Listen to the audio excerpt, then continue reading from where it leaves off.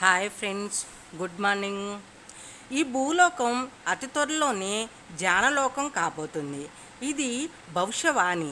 ఇది ఋషివారి సందర్శన సారం.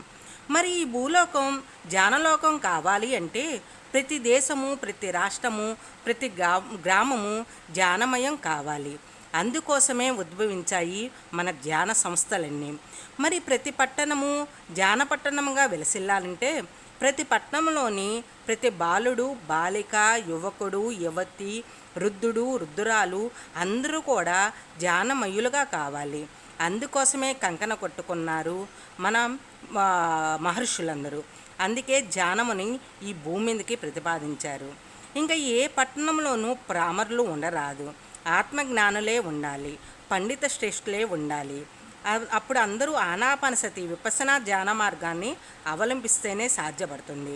మరి అందరికీ ఆనాపానసతి విపස්සనా ధ్యాన మార్గం బోధించడం కోసం ఆరంభించింది పిరమిడ్ స్పిరిచువల్ సొసైటీ ఇండియా.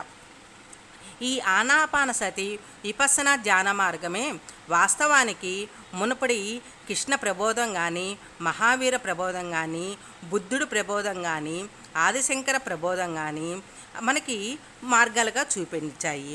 మరి ఈ వర్తమానంలో కూడా శ్వాస మీద ధ్యాస అంటూ మన పత్రిక గారు మనకి బోధిస్తున్నారు. మరి సత్యము అనేక రకాలుగా ఎప్పుడూ ఉండదండి. అది ఎప్పుడూ ఒక రీతిలోనే, అంటే ఏకరీతిలోనే ఉంటుంది.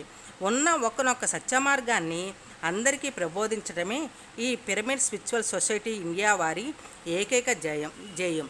కాబట్టి ఫ్రెండ్స్, ఇంక నుంచి అందరూ ఆనాపానసతి అంటే శ్వాస మీద ధ్యాస పెట్టి మీ ఆత్మోన్నతిని ఎదుగుదలకి మీకు మీరే వాస్తవాన్ని సృష్టించుకోవాలి.